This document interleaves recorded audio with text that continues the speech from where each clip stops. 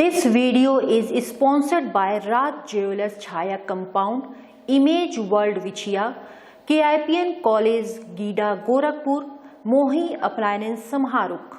नमस्कार, मैं हूं दिलजीत और आप देख रहे हैं एक्स्ट्रा न्यूज लाइव। गोरखपुर में IMA भवन का शिलान्यास उत्तर प्रदेश के स्वास्थ्य मंत्री राजा जय प्रताप सिंह द्वारा किया गया। उन्होंने कहा कि IMA भवन बन जाने से न सिर्फ चिकित्सकों को ही फायदा होगा बल्कि इसके साथ जुड़े हुए लोगों को भी बहुत बड़ा फायदा होगा।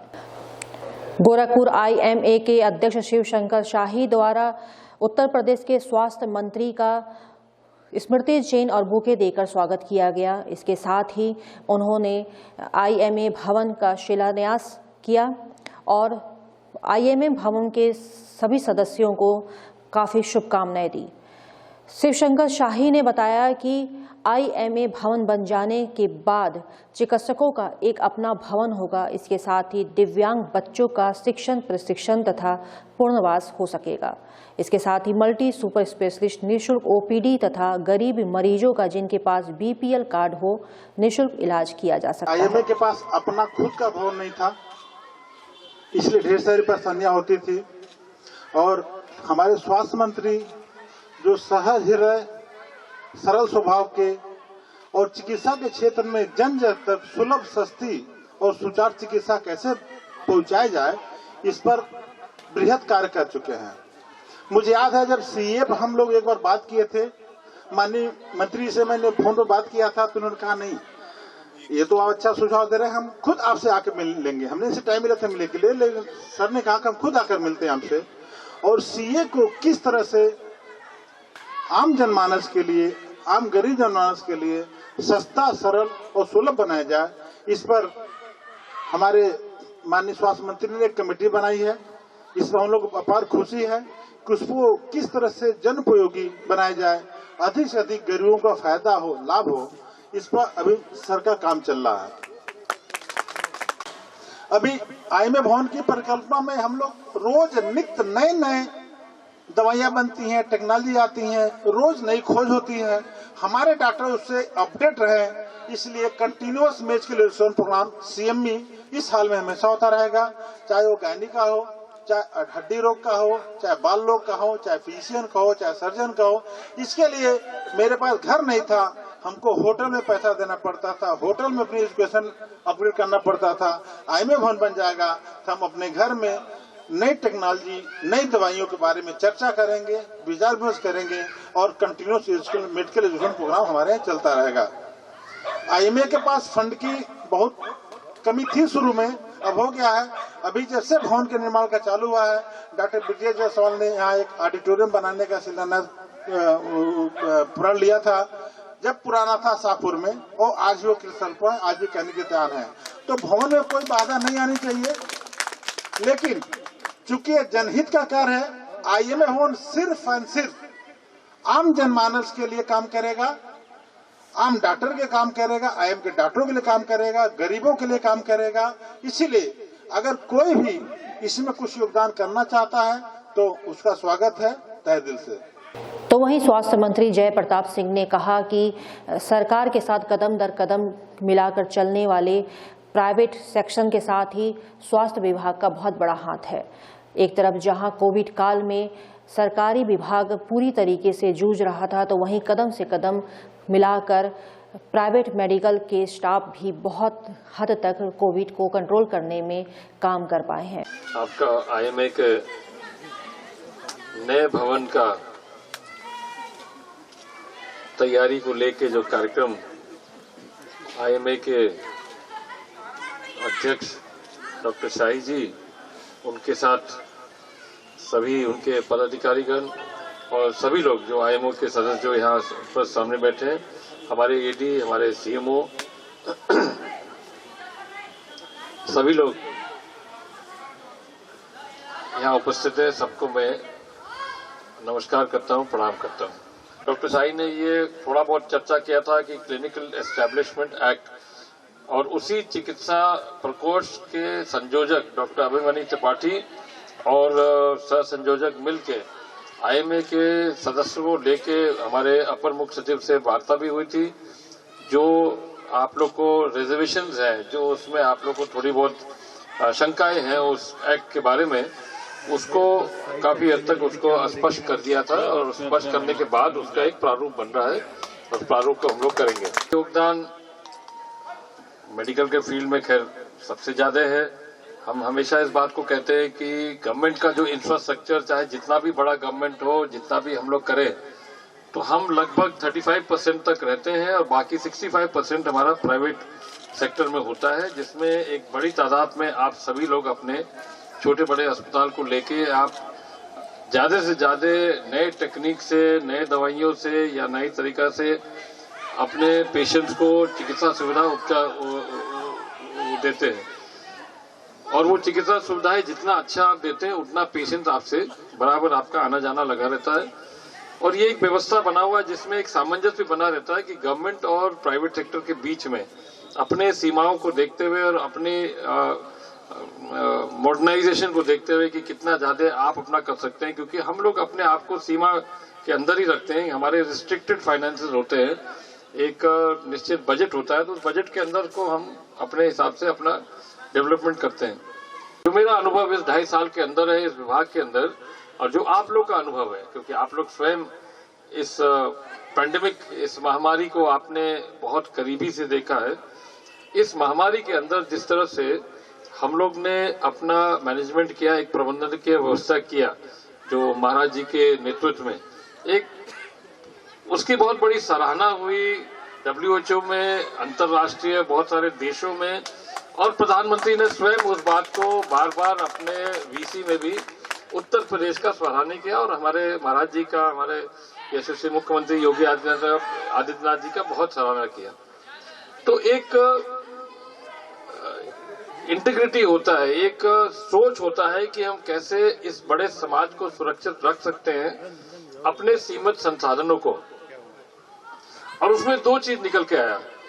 महाराज जी स्वयं इस बात को कहते भी थे कि जब वो सांसद थे 5 बार के, तो जो सबसे बड़ा अभिशाप इस 38 जनपद के पूर्वांचल का हिस्सा था, जो आप सभी लोग जानते हैं और वाकिफ भी हैं, वो जापानी इंसेफेलाइटिस और AES का जो ये अभिशाप था, जिसके लिए कोई निश्चित तरीका का कोई दवाई नहीं था। उसके कारण से लगातार मृत्यु होती थी, बड़ी संख्या में मृत्यु होती थी और बड़ी बदनामी भी होती थी जो भी सरकार होते थे तब।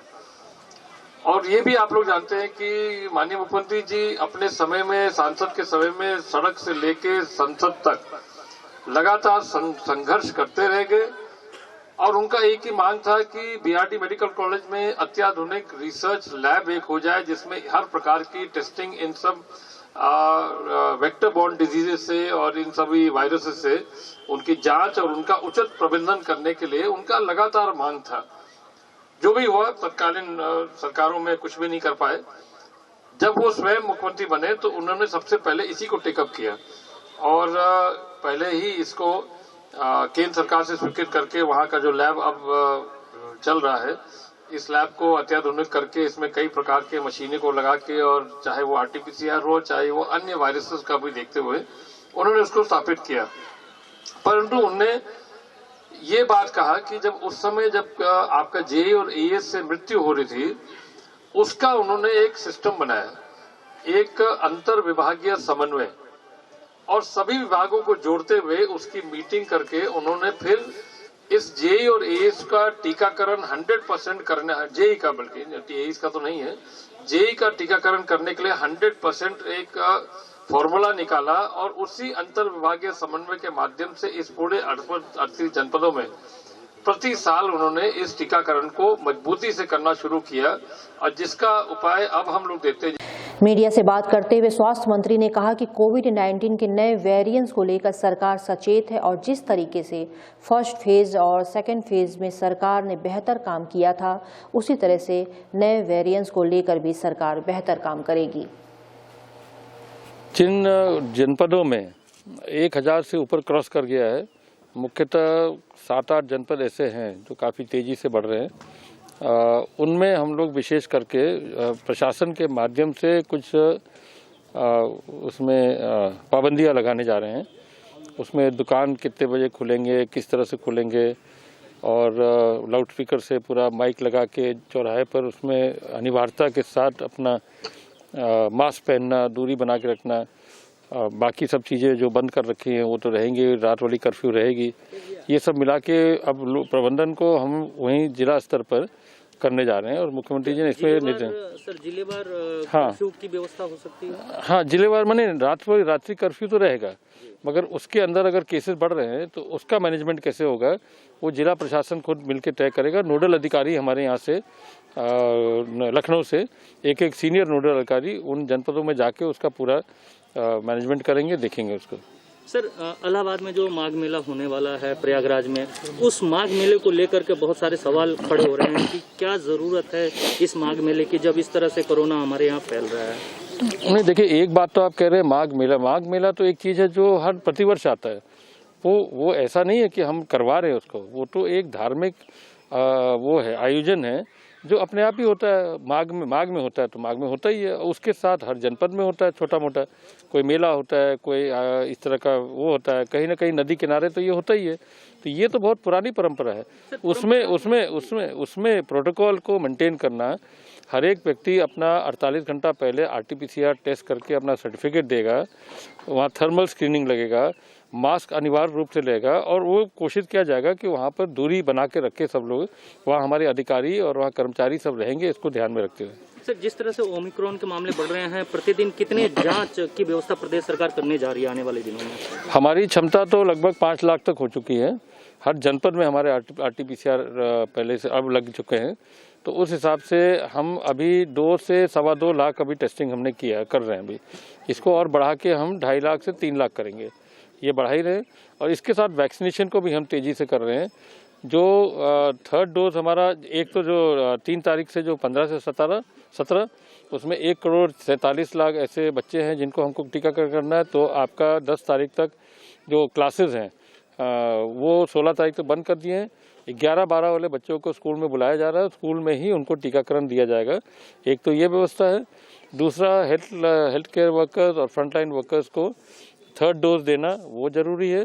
60+ के जो असाध्य रोग हैं उनको भी ये देना, और जितने भी ऐसे स्टाफ हैं जिस भी विभाग के जो इलेक्शन से जुड़े हुए हैं, इनको 100% इनको थर्ड डोज देना है। सर जिस तरह पहले दूसरे वे में जो बेड्स की कमी आई थी, ऑक्सीजन की कमी आई थी, उसको लेकर के क्या इस बार कुछ अलग सरकार ने व्यवस्था करने की विचार किए हैं या कुछ और? पिछले 2 लहरों में जो हम लोग ने अनुभव किया है, उस हिसाब से प्रधानमंत्री अपने PM केयर फंड के माध्यम से 551 ऑक्सीजन जनरेटिंग प्लांट्स को स्थापित हो चुके हैं।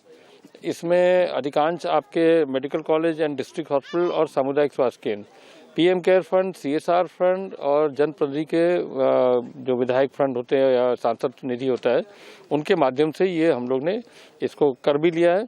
56,000 हमारे पास ऑक्सीजन कॉन्सेंट्रेटर्स हैं, नीचे CHC से लेके ऊपर जिस जिला अस्पताल पर पूरे प्रदेश में। 1,80,000 बेड्स हमारी तैयार है। हम 3 बार मॉक ड्रिल कर चुके हैं, जिसमें अभी 3 तारीख को हमने फुल रिहर्सल किया था। हमारा ऑक्सीजन जनरेटिंग प्लांट को चालू करके पाइपलाइन चेक करना, वेंटिलेटर चेक करना, और उसके साथ जो डॉक्टर क्रियाशील है, जो डॉक्टर वहाँ तैयार हैं, उसकी कितनी तैयारी है, नीचे से डॉक्टर से लेके पैरामेडिकल स्टाफ से लेके कमरे के अंदर माने वार्ड के अंदर वार्ड बॉय तक की जिम्मेदारी सुनिश्चित किया है। ये हम लोगों ने तैयारी कर लिया। वेरिएंट की पहचान के लिए जीनोम सीक्वेंसिंग की बात की जा रही थी, उसकी संख्या कम है अपने प्रदेश में। हाँ, अभी उसमें संख्या कम है। जितना ICMR की जो गाइडलाइन आती है उस हिसाब से हम उतना टेस्टिंग करते हैं। जो भी हमारे पास कोविड टेस्टिंग आता है, टेस्टिंग फैसिलिटी हमारे पास अभी NBRI और CDRI 2 है। एक और हमारा मशीन स्टार्ट होने वाला है जिम्स नोएडा में, और एक और मशीन हमारा गोरखपुर में शुरू होने वाला है। इसके लिए भी ऑर्डर उसका दे दिया गया है, टेंडर हो चुका है। तो ये फरवरी के अंदर ही आ जाएगा। ओमिक्रॉन के जितने केसेस हैं, जो भी कोविड केस आता है, उसमें से 10% हम ओमिक्रॉन का टेस्टिंग कराते हैं। तो ओमिक्रॉन के केसेस जितने आते हैं वो वही है। और ये जरूर दिखने में आ रहा है कि कोविड और ओमिक्रॉन में जो लक्षण है लगभग सेम है। लक्षण में हल्के लक्षण है, संक्रमण ज़्यादा है, मगर लक्षण वही है। और होम आइसोलेशन के अलावा अभी हॉस्पिटलाइजेशन का केसेस अभी हम लोग के पास नहीं आया आज तक। एक मौत की भी सूचना आई हाँ, है। एक मृत्यु का है, बट वो वेरिफिकेशन हो रहा है। मेरठ में एक मेडिकल कॉलेज के ही डॉक्टर थे जो तमाम कोमोर्बिडिटी से परेशान थे, तो वो उसका पूरा रिपोर्ट आ जाएगा तो है, मगर उसको हम लोग ने मान लिया है कि कोविड से ही है। बस इतना आया अभी। सर एक चीज और था कि पूर्वांचल का सबसे बड़ा खिचड़ी मेला जो होता है गोरखनाथ मेले में बिहार और नेपाल से बड़ी संख्या में लोग आते हैं। ऐसे हालात में आप कोविड प्रोटोकॉल का पालन किस हद तक कैसे हो पाएगा? नहीं, जैसे हम अगर माघ मेला का कर रहे हैं प्रयागराज में या अन्य जगह भी माघ मेला ये सब आयोजन होते हैं, धार्मिक आयोजन, खिचड़ी भी उसी तरह का है। खिचड़ी तो आपको करना ही करना है। 14-15 तारीख को हर आदमी कहीं ना कहीं खिचड़ी लेके जाता ही है। यहाँ का प्रतिष्ठित गोरखनाथ मंदिर में पूरे पूर्वांचल के जनपदों से लोग आते हैं, तो सेम प्रोटोकॉल उनके लिए भी लागू होगा। वो 48 घंटा पहले अपना RT-PCR लाएंगे, मास्क पहनेंगे। नहीं, इसमें भी किया जाएगा। अगर यही सरकार ने आपका कोविड के महामारी को नियंत्रण किया पहले फेज में, सेकेंड फेज में सफलतापूर्वक किया, तो ये तीसरा वाला भी हम लोग करेंगे, इसको भी हम नियंत्रण करेंगे। शुभकामनाएं।